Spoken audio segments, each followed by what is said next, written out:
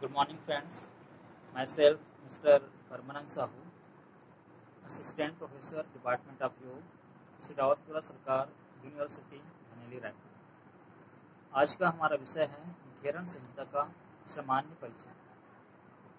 घेरण संहिता व्यवहारिक योग पर लिखा गया एक महत्वपूर्ण साहित्य है, एक महत्वपूर्ण हठयोगिक ग्रंथ है और इस ग्रंथ में मुख्य रूप से महर्षि घेरण जी और राजा चंद्रकपाली का संवाद मिलता है।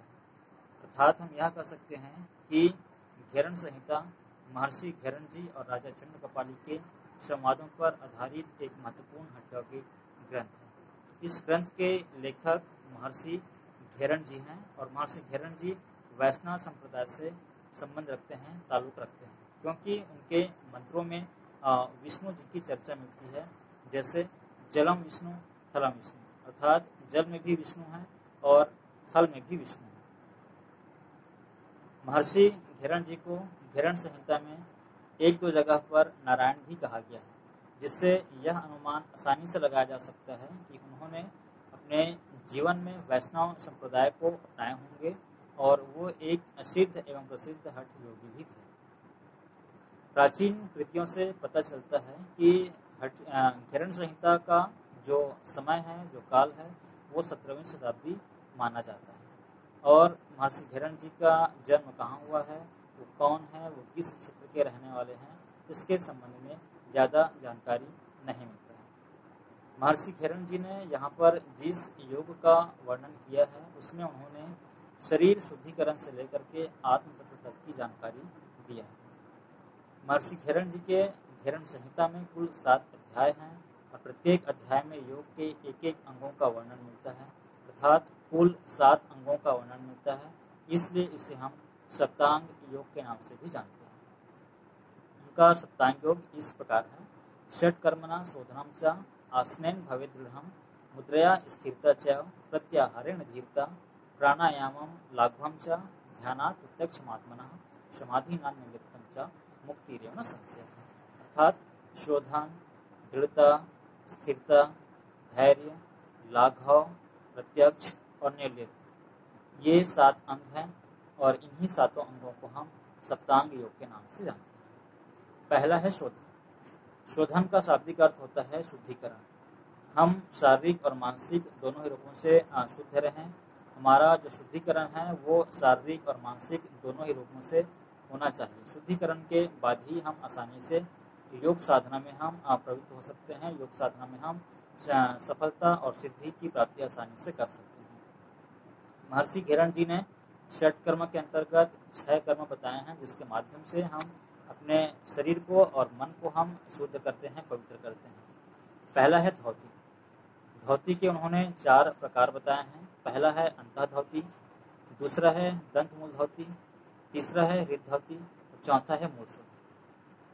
दूसरा क्रिया है वस्ति, तीसरा क्रिया है नेति, चौथा क्रिया है लौरिकी, जिसे हम नेति के नाम से भी जानते हैं, पांचवा है त्राटक और 6वें नंबर में आता है कपालभाति। उन्होंने कपालभाति के 3 प्रकार बताए हैं। पहला वातक्रम, दूसरा व्युतक्रम और तीसरा शीतक्रम। दूसरा है दृढ़ता। दृढ़ता का अर्थ यहाँ पर आसन के साथ है। महर्षि घेरण जी ने इस दृढ़ता को सप्तांग योग का दूसरा और महत्वपूर्ण अंग माना है। दृढ़ता का कुछ लोग अर्थ जो है वो शक्ति और सिर्फ शारीरिक बल के लिए लगाते हैं, लेकिन महर्षि घेरण जी ने यहाँ पर जिस दृढ़ता का वर्णन किया है, जिस उद्देश्य से यहाँ पे दृढ़ता का उन्होंने वर्णन किया है, वो सिर्फ शारीरिक नहीं बल्कि मानसिक भी है, विचारात्मक भी है और भावनात्मक भी है। मतलब आसन के माध्यम से हमारा जो शरीर है वो दृढ़ होना चाहिए, मन भी दृढ़ होना चाहिए, विचार भी दृढ़ होना चाहिए और भावना भी दृढ़ होना चाहिए। महर्षि घेरण जी ने यहाँ पर 32 आसनों का भी वर्णन इस आसन के अंतर्गत किया। तीसरा है मुद्रा। मुद्रा के लिए महर्षि घेरण जी कहते हैं मुद्रया स्थिरता च, अर्थात मुद्रा के माध्यम से हमारे अंदर स्थिरता की प्राप्ति होती है। मुद्रा सप्तांग योग का तीसरा महत्वपूर्ण अंग है। जब हम मुद्रा का अभ्यास करते हैं तो हमारा जो मन है या जो चित्त है या जो इंद्रियां हैं वो पूरी तरह से स्थिर हो जाती है, उनकी चंचलता समाप्त हो जाती है, और जब स्थिरता की प्राप्ति होती है तो निश्चित रूप से हम योग साधना में आसानी से सफलता प्राप्त कर सकते हैं। महर्षि घेरन जी ने कुल मुद्राओं की संख्या 25 बताई है, जिसमें 16 प्रकार की मुद्रा, 4 बंध और पंच धारणा का भी वर्णन आता है। इन सभी को हम मिला करके 25 मुद्रा कहते हैं। चौथा है प्रत्याहार।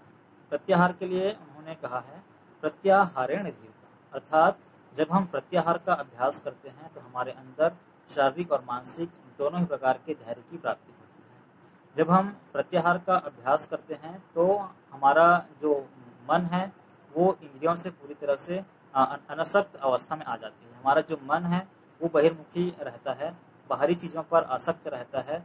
लेकिन जब हम प्रत्याहार का अभ्यास करते हैं तो हमारा जो मन है वो बहिर्मुखी से अंतर्मुखी हो जाता है, बाहरी विषयों से हट करके अंतर विषयों में वो एकाग्र हो जाता है, इंद्रियों से हट करके वो अपने आप में एकाग्र हो जाता है। तो इन प्रत्याहार के माध्यम से हम आसानी से शारीरिक और मानसिक धैर्य की प्राप्ति आसानी से हम कर सकते हैं। पांचवा है लाघव।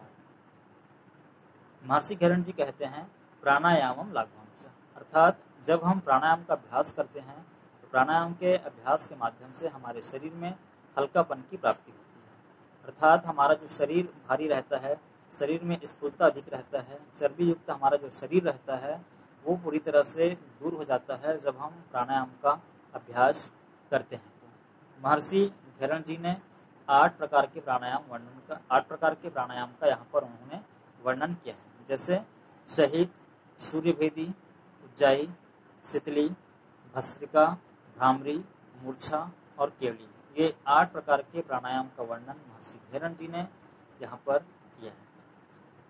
नेक्स्ट आता है हमारा ध्यान, या इसे हम प्रत्यक्ष कहते हैं।